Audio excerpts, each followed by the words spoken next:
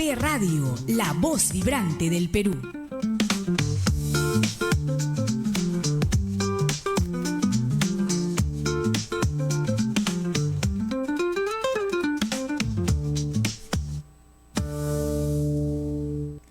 Muy buenas tardes, compañeros y compañeras. Nuevamente aquí con ustedes, Trabajo con Derechos, el programa que le da voz a los sindicatos en sus luchas, en sus victorias y también en estos momentos difíciles, en estos momentos complicados y terribles, donde ya resulta más que evidente el triunfo de la candidata Keiko Fujimori en las últimas elecciones. 5 años más en donde el fujimorismo regresa al poder ejecutivo de manera clara y directa, completando así su control de distintas instituciones en nuestro país. Para analizar eso tenemos un primer bloque con dos invitados muy importantes. Está con nosotros Matilde Carrión. Ella es escritora y también egresada de la Facultad de Filosofía de la Universidad Ruiz de Montoya, y también nos acompaña Alonso Paz, filósofo y también analista político, también de la Universidad Ruiz de Montoya. Entonces tenemos aquí una mirada que busca ser mucho más profunda y menos superficial. Luego tendremos el bloque tan esperado, que es el de ¿Quién es quién?, con Emilio Salcedo, analizando a detalle una corporación transnacional más. Y finalmente estamos esperando al compañero Jan Jauregui, que es secretario general del Suntracas, el sindicato del Ministerio Público, con algunos anuncios importantes que tiene que hacernos.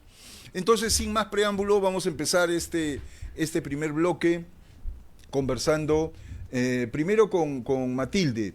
Vamos a hablar primero de la campaña de la segunda vuelta, en donde Roberto Sánchez de Juntos por el Perú y Keiko Fujimori de Fuerza Popular se han enfrentado. ¿Cómo has observado esta corta campaña de segunda vuelta? ¿Cuáles crees que han sido las razones que explicarían el resultado que ya tenemos ante nosotros? Bueno, primero buenas tardes y muchas gracias por la invitación.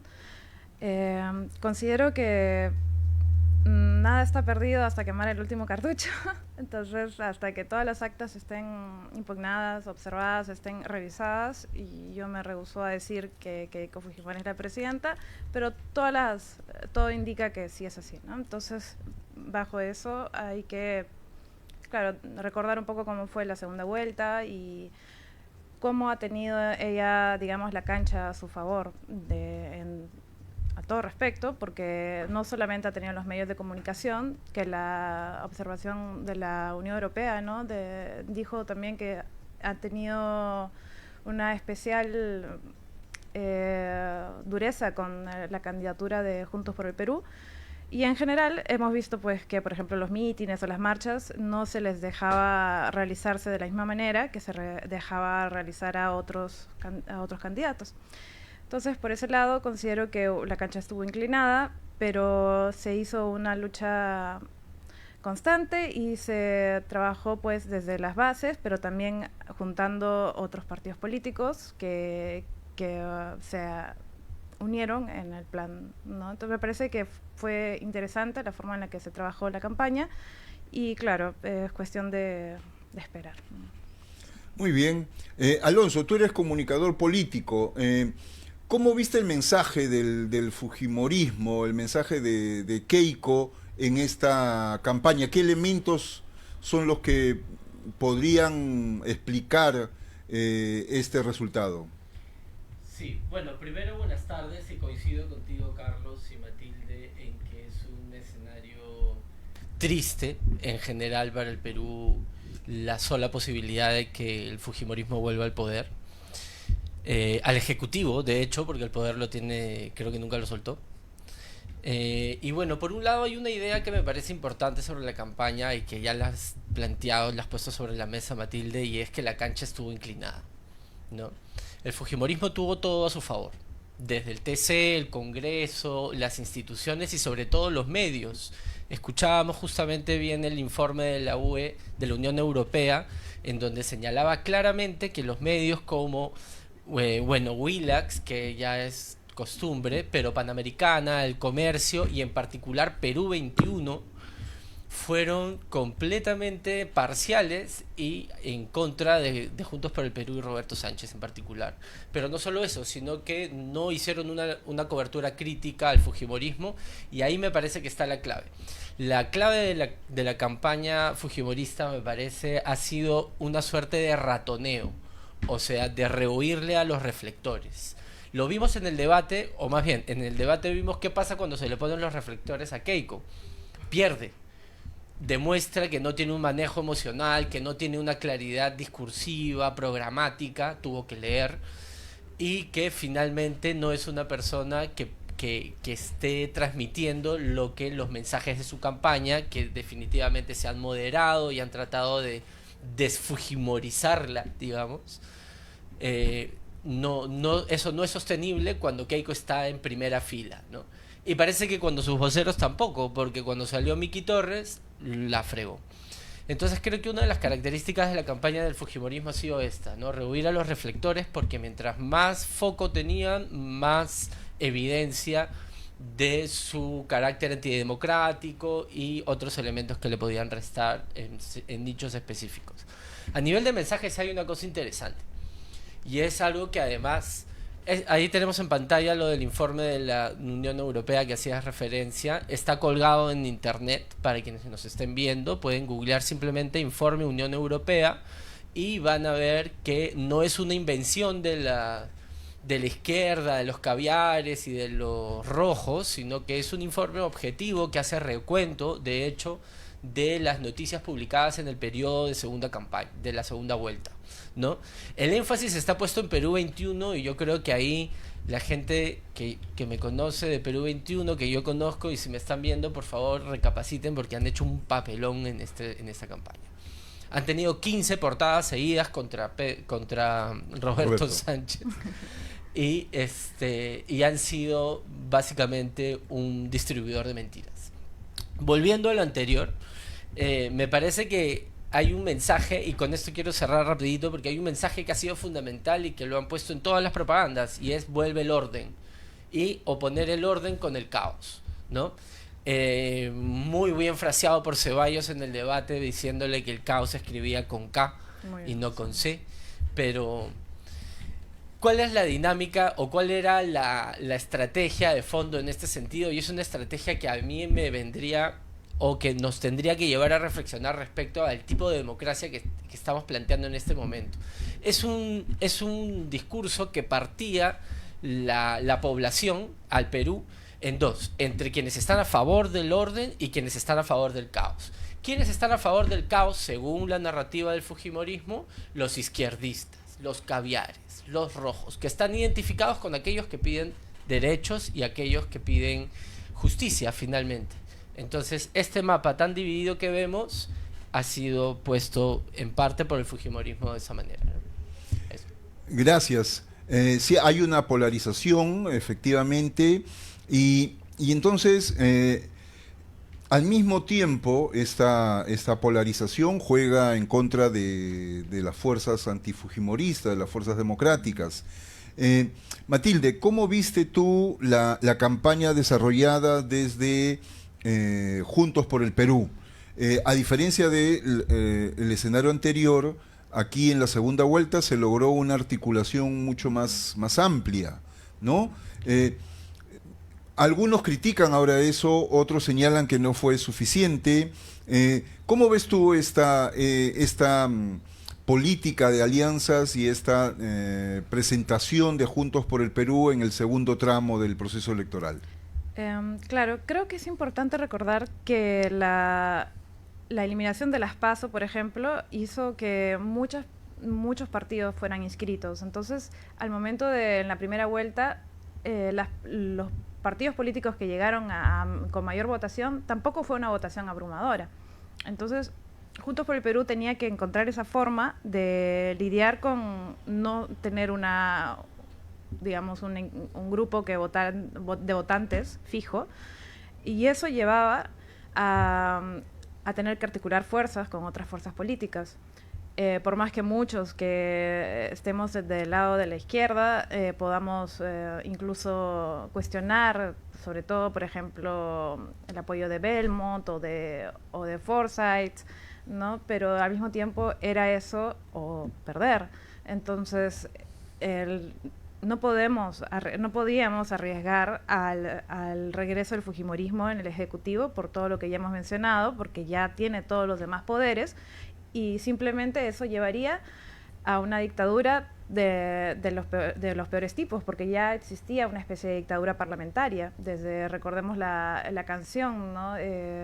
Contra Dina Boluarte, esta democracia ya no es democracia. Entonces, digamos que hay que trabajar desde lo que había, y la democracia llevaba, o el intento de democracia llevaba a articular fuerzas.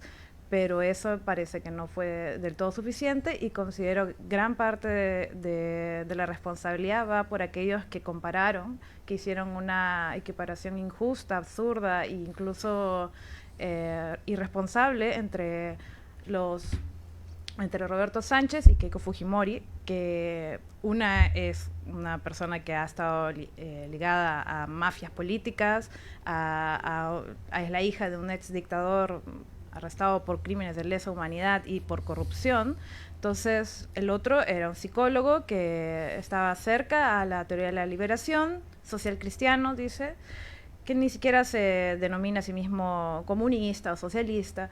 Entonces, equiparar ambas ideas, ambos personajes, me parece de lo más absurdo e irresponsable, y creo que esas personas que votaron en nulo o que tuvieron tanto miedo, que pusieron a Juntos por el Perú comparándolo con Fujimori, creo que eso también nos ha afectado bastante, y ellos tendrán que responder, digamos, a eso si es que Keiko llegara a la presidencia, porque al final ellos fueron los que creyeron quizá esa cara de Keiko que dice que quiere todo orden y tranquilidad, cuando todos sabemos que ese discurso del orden es un discurso muy viejo que el fascismo ha llevado en todas partes.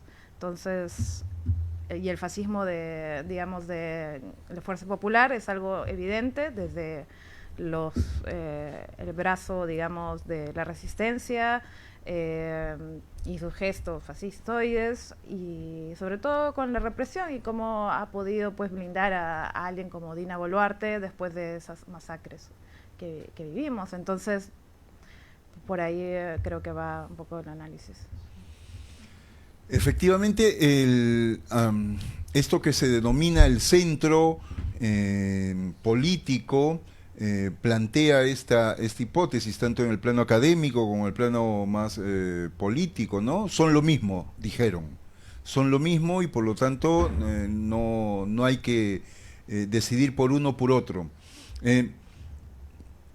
¿Cómo ves tú, Alonso, el resultado de esta propuesta política? ¿Nieto sale fortalecido después de estos resultados y de estos indicadores acerca del voto viciado, voto blanco? Yo creo que habría que entenderlo menos en nuestros términos, sino más en los que él estaría pensando, y creo que él ha jugado un negocio. Y su negocio es tener esta capacidad de negociación. Entonces, por un lado, yo diría que sí, que ha ganado la posibilidad de ser oposición, y justo conversaba hoy día con un amigo, y lo que él me planteaba me parecía muy razonable, y era que finalmente a lo que va a jugar Nieto es a esperar a que gane alguien, o más bien que quien gane haga un gobierno desastroso y él quedar muy bien parado como la siguiente opción en los siguientes 5 años, ¿no? Entonces, en ese sentido, en términos de cálculo y utilitarios, digamos, que Nieto hizo su negocio. Ahora, en términos democráticos y en términos de qué es lo que le conviene a la sociedad peruana, me parece que hizo una jugada completamente inmoral, diría yo, desde un sentido quizá un poco más personal, pero muy desleal con sus propios votantes y con el sistema democrático. Porque evidentemente estoy completamente de acuerdo con lo que plantea Matilde respecto a que Keiko Fujimori no es Roberto Sánchez. De Roberto Sánchez y en general de este espectro que en teoría es una amenaza para el orden, se ha construido una imagen de demonio prácticamente, de terrorista, de todo lo malo, ¿verdad? Pero que es una construcción, mientras que el fujimorismo tiene no solo antecedentes, sino prácticas que tienen que ver con la ruptura del orden institucional, con el copamiento, con el robo, con la justificación de masacres y etcétera. Entonces, si partimos de que no son lo mismo y que este señor Nieto se juega esta narrativa de que son lo mismo y que por lo tanto él se queda afuera, lo que él está haciendo es básicamente ponernos en bandeja ante el fujimorismo. Entonces me parece que sí, por un lado hizo su negocio, tiene ya las cartas para negociar, pero que por otro lado políticamente a mí me parece completamente inaceptable y despreciable lo que ha hecho. Y entonces, claro, efectivamente no se han terminado de contar las actas y lo que corresponde es esperar hasta el pronunciamiento oficial del Jurado Nacional de Elecciones. Sin embargo, claro, hay fuertes indicadores que señalan que los resultados actuales no se van a alterar y que la brecha entre Keiko y Roberto va a continuar creciendo un poco más. Igual va a ser una victoria muy, muy ajustada. Bien, y entonces hay que pensar qué significa un gobierno de Keiko Fujimori, cómo va a afectar a la institucionalidad, a los ciudadanos, a los trabajadores, a las mujeres, a los jóvenes, a las disidencias sexuales, a todas las personas, a los pobres del país. Para discutir eso lo haremos después del bloque de Emilio Salcedo y volveremos con nuestros dos filósofos que nos están ayudando a entender este panorama. Hacemos una breve pausa y viene Emilio Salcedo.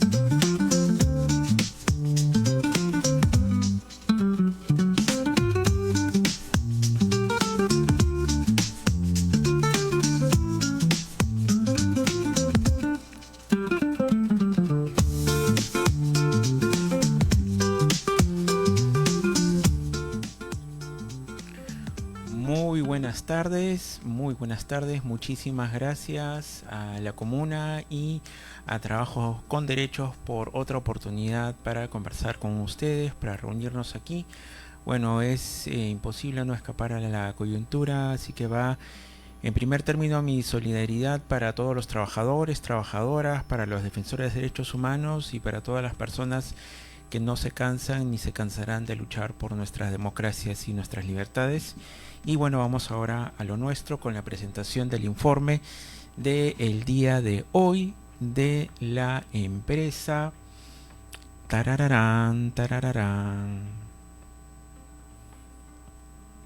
de la empresa Medifarma, llamada ahora Humanova, del grupo Picasso Candamo. Este es un reporte de una de las principales empresas en el sector de laboratorios con proyección internacional. ¿Sí? Vamos a revisar esta empresa rápidamente el día de hoy. Adelante, por favor. Empezamos, como siempre, en el caso de las empresas familiares, con la genealogía de la familia al mando de esta empresa. Se trata del grupo Picasso Candamo. Es uno de los grupos consolidados, tradicionales, familiares de la élite en el Perú. Desciende de un inmigrante genovés que llegó al Perú en el siglo XIX, y nos encontramos aproximadamente en la quinta, sexta generación. El primer jefe de este grupo económico fue Francisco Picasso Candamo, quien aún tiene un papel relevante en el grupo, y el segundo jefe es su hijo, Francisco Picasso Lejalde. Quizás si es que estos nombres les suenan es porque esta se trata de la familia de uno de los grupos que está muy interesados en la compra del grupo El Comercio actualmente, ¿no? Es un proceso que todavía aún no se ha determinado, pero se trata de esta familia la que está detrás de la compra de dicho medio, junto con Emilio Rodríguez Larraín y otros empresarios, ¿no? Entonces este es un grupo de descendencia italiana que tiene intereses en la minería, que tiene también intereses en el sector agricultura, desde donde viene, pero en donde sentó sus reales fue en el sector farmacéutico, como lo vamos a revisar a continuación. Vamos, por favor, con la siguiente. Y en efecto vamos a revisar rápidamente la línea de tiempo de Medifarma, que es la empresa, es el buque bandera de este grupo económico. Su fundación se remonta a 1975 según su historia oficial, pero según alguna otra versión sería algo un poco más antigua. Pero en el 93 se produce la adquisición por parte del grupo Picasso Candamo. De ahí ha pasado por una serie de procesos, certificación y una progresiva proyección, un asentamiento, consolidación y proyección hacia otros sectores, hacia el consumo masivo, y también hacia otros países de la región como Brasil, Costa Rica, y también hacia Europa, ¿no? Teniendo a Portugal como puerta de entrada. Y ya más recientemente, hacia el año 2024, ha tenido una expansión a Chile, y en el 2026 se ha abierto hacia, digamos, la experiencia de participación como una corporación multilatina, ¿no? Como una corporación que se va expandiendo en los países de la región, y ha cambiado su identidad a una marca llamada Humanova, ¿no? Es un cambio de identidad, un rebranding, como le dicen en el lenguaje del marketing, y su nueva localización es en Estados Unidos, en el rico Miami. Vamos con la siguiente, por favor. Esta es la estructura corporativa de Medifarma, ahora Humanova, como les decía, les mencionaba. Ha habido un cambio en la estrategia, en el rebranding, en la concepción de la empresa, ¿no? Se busca que a través de esta nueva identidad Humanova poder controlar las operaciones y unificar las operaciones que tienen en todos los países de la región hacia los que se han expandido, ¿no? Francisco Picasso Lejalde es el hijo de Francisco Picasso Candamo. Él ejerce la presidencia y el directorio de Medifarma Humanova, y lo acompañan algunos otros ejecutivos, ¿no? Vamos con la siguiente, por favor. Esta lámina nos muestra no paisajes turísticos de por sí, sino son los portales de las webs de los países en los que Medifarma Humanova tiene presencia, ¿no? Y como pueden ver ustedes, tiene presencia en varios países de la región, centralmente en el Perú, que es desde donde parte, y también tiene presencia en Europa a través de Portugal, ¿no? Esta empresa ha seguido una estrategia de fusión y adquisiciones, y a través de ella han comprado empresas o se han fusionado con empresas laboratorios en diversos países. Vamos con la siguiente, ya hacia el rumbo final de esta presentación. Generalmente en esta diapositiva presento los productos del grupo económico que tratamos en cada ocasión, pero ahora voy a presentar solamente el caso de uno, y es que esta empresa se ha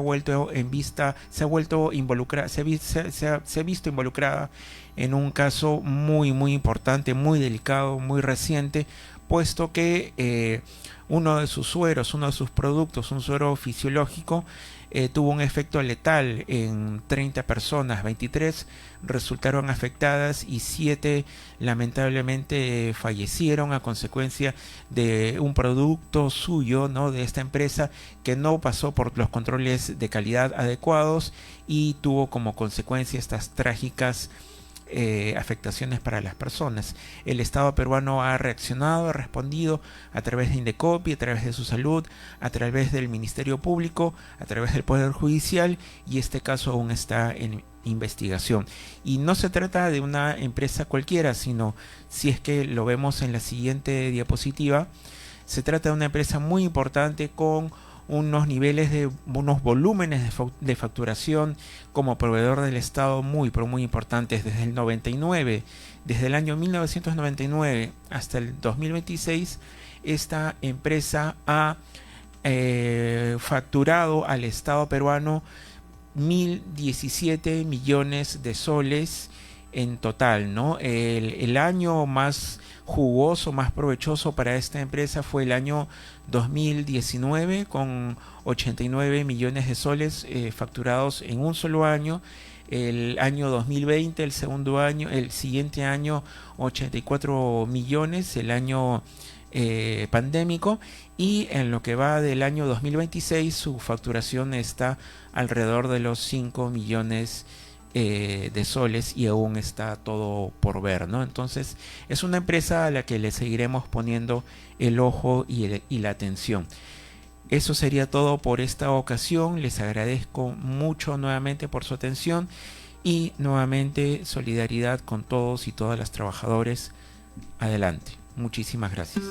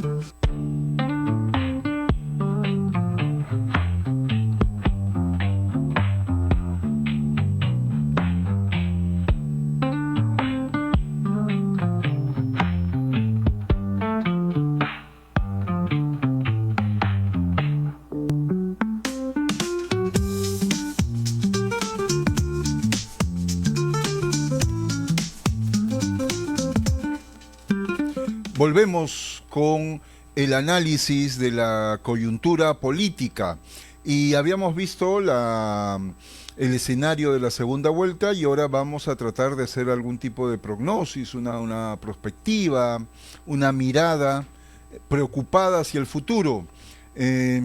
Empezamos nuevamente con Matilde.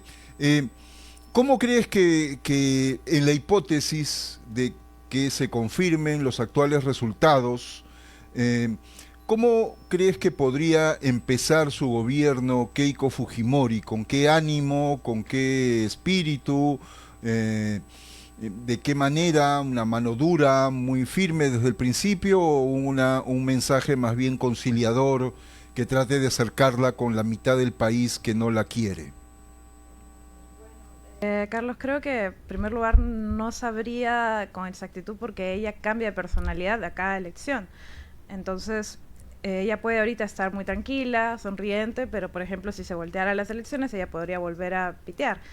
Pero si es que ella gana, yo considero que quizá intentaría ir con ese orden del que ella tanto habla, pero sin importar las consecuencias de ese tipo de actitud, porque al final lo que más nos puede doler de que ella gane es, por ejemplo, las personas, las víctimas que no van a tener justicia o que por ahora no tienen justicia, del gobierno de Dina Boluarte también, pero por ejemplo también del gobierno del padre de Fujimori.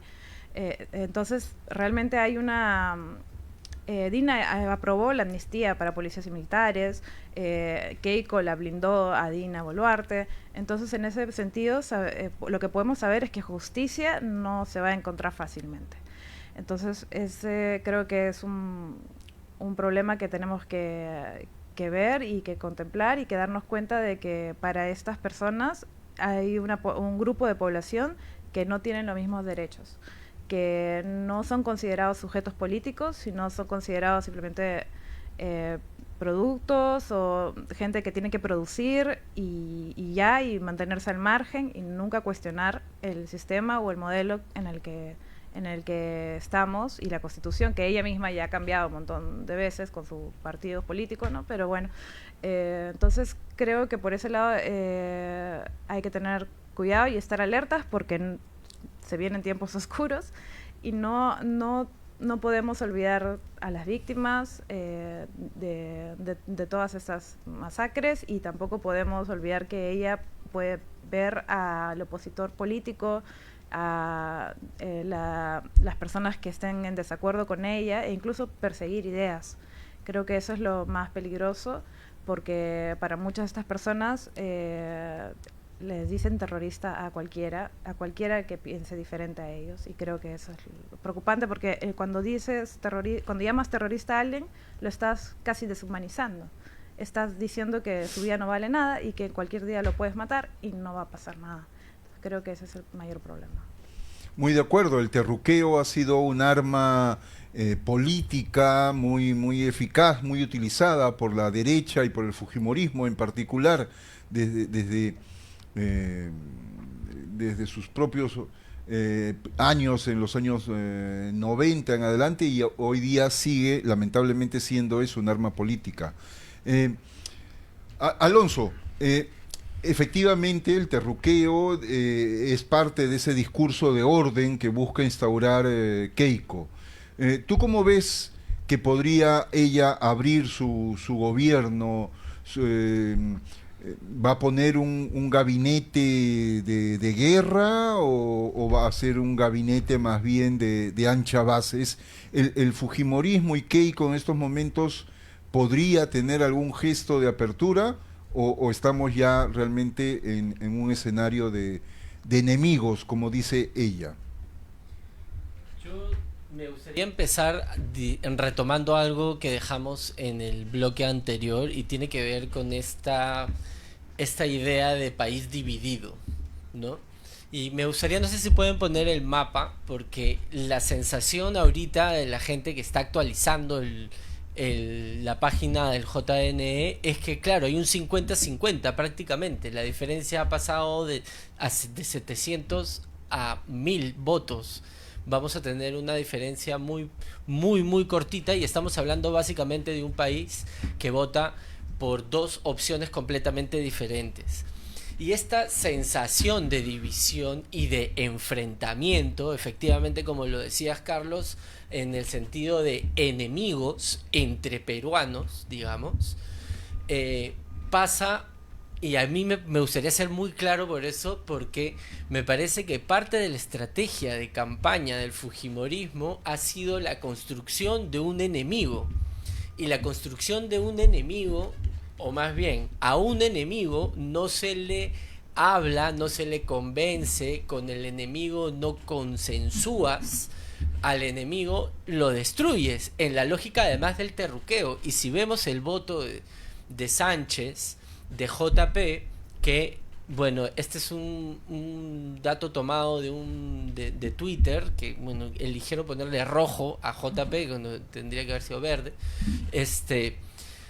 El voto, que además coincide con las regiones que votaron en su momento por Castillo y antes por Humala, es un voto que está básicamente centrado en la sierra y en el sur andino, y que básicamente podríamos describirlas como zonas en donde, claro, ha habido una concentración de riqueza en la costa, y han sido zonas en donde no ha llegado el Estado, en donde no se han generado servicios, zonas que podríamos considerar abandonadas ya. Pero en ese sentido, lo que hay es una identificación de estos sujetos como los enemigos.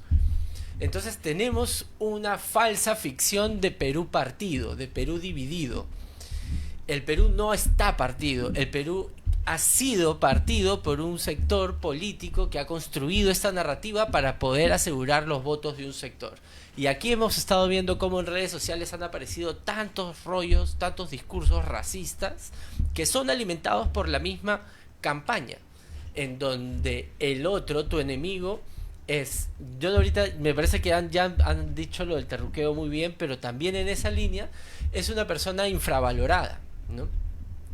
Entonces quisiera quedarme primero con esta idea y luego con que efectivamente, si tú tienes una estrategia de campaña, sí, de partir el país narrativamente y construir enemigos, y luego tienes que Juntos por el Perú presenta una coalición de demócratas de 6 partidos, me parece, o de 6 candidatos, y por el contrario, el fujimorismo no movió ni un centímetro para hacer alianzas o tender puentes. Me parece claramente que el fujimorismo va a entrar a copar y a meter el caballazo en las instituciones y plantear un gobierno naranja, si quieren. Ni siquiera no se nos viene una noche oscura, un periodo oscuro, se nos viene un periodo naranja.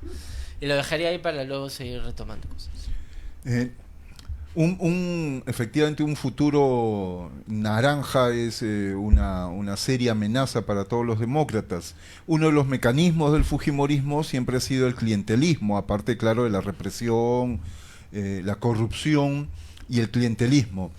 Matilde, también desde tu rol como analista y activista, ¿no?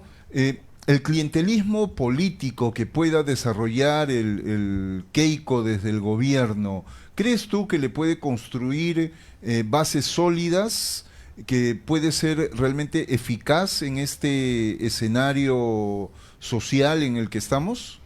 Claro, considero que tanto el clientelismo como la concentración de poder de Keiko Fujimori podría llevar a algunas personas a una ilusión de digamos, estabilidad por un momento, aunque sea.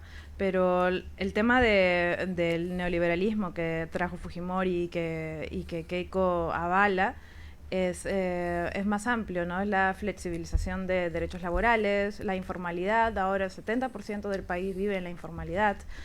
Los derechos laborales no son vistos como derechos, sino casi como privilegios. Entonces, hay un grupo, una población de la clase trabajadora que lucha día a día para poder sobrevivir, y estas personas, el fujimorismo en general, el neoliberalismo, funciona en base a la técnica o la idea del chorreo. Entonces, para ellos, si es que crece económicamente el país en niveles macroeconómicos, entonces va a chorrear en algún momento a las clases más bajas. Pero eso no es una forma de ver un país que sea justa o ética, porque todos somos sujetos políticos, todos merecemos los mismos derechos. Los derechos no deberían ser privilegios. Entonces, considero que por más que por un momento pueda haber cierta estabilidad o cierto orden, como ella dice, ella no va a poder esconder todo lo que han hecho en el Congreso, todo lo que ha hecho su padre, todo lo que su constitución ha llevado a este país a la informalidad o a la flexibilización. Y en verdad, ella no parece notar que la constitución, que hay un grupo de gente que quiere un cambio. Sea un cambio de constitución o un cambio de modelo o simplemente un cambio de reglas de juego. Hay un grupo que lo quiere y es muy amplio. De hecho, me atrevería a decir que es más de la mitad del país. Pero bueno, en todo caso, el tema es que el país está dividido, lo han dividido, como dijo aquí mi compa. Entonces, considero que claro, que es peligroso eso, y el clientelismo de Keiko también llevará pues a ella a poner a los suyos en altos cargos, y al final lo que siempre ha hecho el neoliberalismo, ¿no? Trabajar no por los intereses sociales, sino por los intereses privados. Muy bien. Sí, es un reto, efectivamente, estas políticas clientelares que puede desarrollar el fujimorismo. Alonso, en esta lógica, ¿no es cierto?, tanto de enemigos, adversarios, clientelismos y corrupción. ¿Quiénes crees tú que pueden ser las primeras víctimas del fujimorismo en el gobierno? ¿Quiénes son los sectores sociales que se van a ver más afectados por este gobierno? Sí, yo primero resaltaría que el fujimorismo ya viene gobernando, pero no desde el Ejecutivo. Entonces habría que considerar qué elementos aporta el Ejecutivo para el proyecto fujimorista, ¿no? Que sería un poco la pregunta en ese sentido. A mí me parece que hay algunos aspectos que son fundamentales, ¿no? Y que por un lado hay que verlos como una continuidad fujimorista y por otros como una práctica mucho más actual, ¿no? En principio hablamos de a mí me parece que hablamos de una flexibilización a nivel social, laboral, ambiental, que es un gran riesgo para la mayor cantidad de la población y para la mayor cantidad de peruanos. ¿De qué hablamos cuando hablamos de eso? Hablamos de que para el fujimorismo y en general para el espectro de derecha, los derechos laborales, los derechos ambientales, los derechos sociales se consideran barreras, para el crecimiento económico y para la libertad empresarial, que evidentemente se pone como una libertad más valiosa que la de los demás y por lo tanto se prioriza.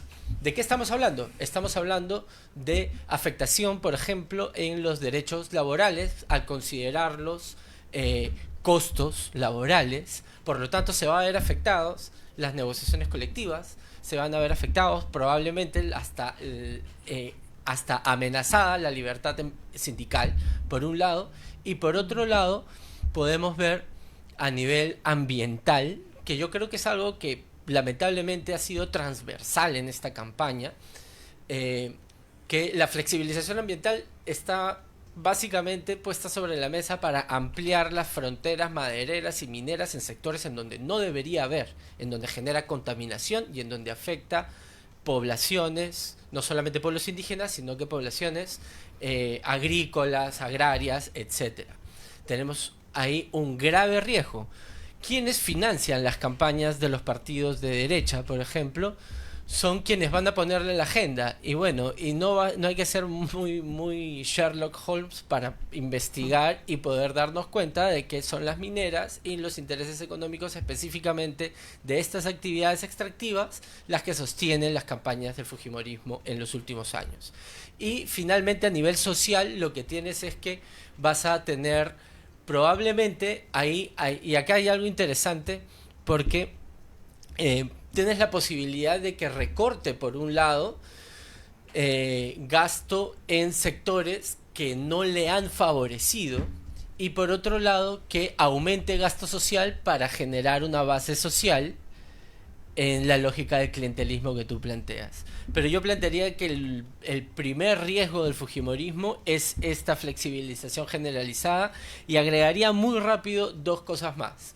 Una primera que tiene que ver con la justicia, el copamiento de los sistemas y del sistema de justicia es claro, ahora lo vamos a tener con mucho más potencia y por otro, entonces nuevamente retomando lo que decía Matilde, las masacres que se cometieron en los gobiernos de Dina y los asesinatos en el gobierno de Merino y hacia atrás van a quedar impunes y finalmente una ola conservadora que entra al Ministerio de Cultura, al Ministerio de Educación y probablemente también al Ministerio de la Mujer, ¿no?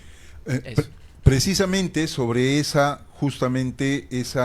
dimensión, ese lado, el fujimorismo tiene un lado, como lo han señalado ustedes, muy vinculado a grandes intereses empresariales o actividades económicas ilegales, pero también tiene un lado muy vinculado al conservadurismo, a una mirada ultra religiosa, conservadora, homofóbica. ¿Cómo ves tú, Matilde, esta dimensión del fujimorismo, de este fundamentalismo religioso y al mismo tiempo qué amenazas representa eso para nuestra sociedad? Primero solo para retomar un poquito lo que dijo, sí creo que es importante recordar que vivimos en un país cuyos recursos se explotan y vivimos en un país de extractivismo explotador. Entonces, utilizamos los recursos, extraemos los recursos, pero no industrializamos. Entonces la falta de industrialización hace que estemos siempre en el mismo lugar en el mundo, como países, digamos, subdesarrollados que tienen que pagar para tener los objetos industrializados y que venden solamente materia prima. Entonces eso creo que también es importante porque al final destruimos ríos, contaminamos ríos, destruimos montañas, luchamos contra una cosmovisión andino-amazónica de la naturaleza muchas veces y ni siquiera reciben, digamos, los habitantes lo que sería de ellos, porque al final justamente el dinero siempre se va para los que ya tienen. Entonces creo que por ahí también es importante ver que la distribución y la democratización de oportunidades y recursos no va a ir para todos, porque ella no es así. Por el lado del conservadurismo, como mencionas, sí es verdad que el más conservador, a mi parecer, en estas elecciones ha sido López Aliaga y su gente de Renovación Popular, digamos que son los más religiosos, a mi parecer. Y claro, es muy preocupante pues ese tipo de pensamientos que involucran la religión en la política, porque al final deberíamos ser un Estado laico donde, digamos, la religión no tenga absolutamente nada que ver con cómo tomamos las decisiones.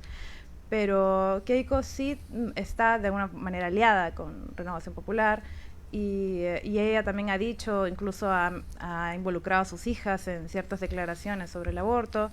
Entonces, también los pocos derechos que se han ido adquiriendo con estos años para el feminismo, por ejemplo, o para las comunidades LGTBIQ o, por ejemplo, neurodivergentes, pueden verse afectados a corto plazo si es que Keiko tiene el Ejecutivo, porque ella no ve a las minorías también como sujetos sociales o las agrupaciones políticas, los grupos, no los ve como sujetos sociales, porque al final eso es un trabajo que suele hacer la izquierda, juntar las agrupaciones, discutir como hizo Roberto Sánchez, discutir con diversos grupos sociales.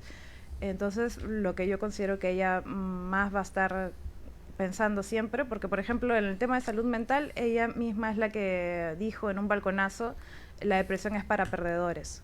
Ella gritó eso y claro, Roberto Sánchez es un psicólogo y él ha hablado de temas de cuidado y de salud mental de una forma mucho más responsable, pero Keiko, ella no sé si es que ella tiene conciencia del problema de la salud mental. De hecho, en su plan de gobierno yo busqué y lo relacionan más con la inseguridad ciudadana.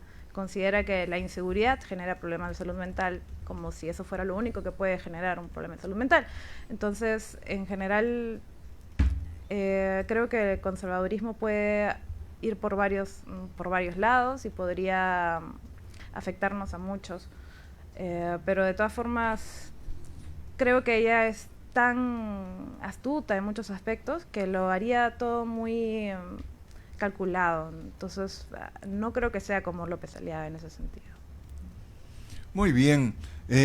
Finalmente, para no terminar de esta manera, que es todos estamos consternados, apesadumbrados, preocupados por el escenario que se nos viene.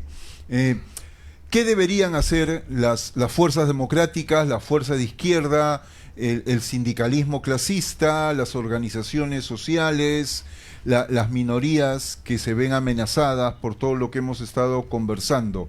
¿Cuáles son las tareas que tiene la sociedad civil y las fuerzas democráticas? Breve y concretamente empezamos con Alonso. Bueno, yo considero que lo primero por lo que habría que partir es por no concederle esta suerte de idea que quieren poner de que, bueno, entonces es la primera vez que va a gobernar, déjenla gobernar. No. Sabemos lo que es el fujimorismo, sabemos lo que propone, sabemos lo que ha venido haciendo en la sociedad, por lo tanto, no hay que darle una tregua a lo que se suele llamar una luna de miel. De arranque eso. Lo segundo es que La respuesta, a mi entender, no tendría que ir por el lado de llamar fraude y acusar a las instituciones, a las instituciones electorales, sino más bien en asumir este periodo como un periodo de organización y de respuesta, no de resistencia. Yo no sé, yo le tengo un poco de resistencia a esa palabra justamente, porque me parece que es muy pasiva. Entonces lo que creo que hay que hacer es más bien plantear espacios para responder ante la cometida fujimorista. A nivel sindical en particular, siempre recordar el daño que hizo el fujimorismo al sindicalismo, el enfrentamiento que tuvo con la CGTP, con la Federación de Construcción Civil, recordar a los mártires y tener muy claro que lo que se viene con el fujimorismo es la precarización de los derechos sindicales conquistados, y por lo tanto este es el momento de, primero, fortalecer nuestros sindicatos y avanzar, compañeros, hacia federaciones y trabajar junto con la central. O sea, es el momento de agruparse y de responder, diría yo, no de resistir, de responder, organizarnos y responder. Eso.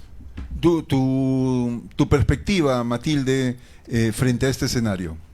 Creo que también es importante una acción crítica, ¿no? Digamos, criticar lo que se viene desde un punto de vista humanista, porque el humanismo es algo muy importante para las sociedades, pero también desde la acción de los sindicatos, la acción de las organizaciones sociales, las agrupaciones, incluso los activistas que han estado, por ejemplo, que ayer les han tirado agua, ¿no? Al final mucha gente que simplemente está apoyando y quiere contar voto a voto está siendo vista ya comparada con los de Renovación Popular, y no me parece justo, porque al final sí hubo una cancha inclinada, sí hubo, igual que en la primera vuelta, que no somos ciegos, irregularidades, pero eso no incluye, pues eso no es lo mismo que un fraude, pero al mismo tiempo sí existe un tema sistemático de cooptación de las instituciones. Entonces creo que ahí tenemos que ser críticos y actuar al respecto y tener mucho cuidado, porque los que marchamos sabemos cómo puede ser la represión, y si no nos juntamos, como dice Alonso, podemos pagar las consecuencias. Muy bien. Muchas gracias por su participación, por sus opiniones agudas, que nos van a ayudar a ir construyendo un buen análisis y también una buena propuesta. Efectivamente, son tiempos de... hay que reagruparnos, hay que organizar, hay que concientizar, hay que politizar a los distintos sectores. Es el momento de que estudiantes, trabajadores, pequeños empresarios, comunidades campesinas, emprendedores, todos se organicen, porque efectivamente la desregulación y el ataque a los derechos y a la institucionalidad e incluso a la misma democracia, yo sigo pensando que Keiko no se va a ir en 5 años, va a hacer todo lo posible para quedarse todo el tiempo que pueda. Es un periodo complicado y ahora lo tenemos un poco más claro gracias a los 2 invitados que hemos tenido. Muchas gracias, y con esto terminamos el programa. Hasta la próxima semana.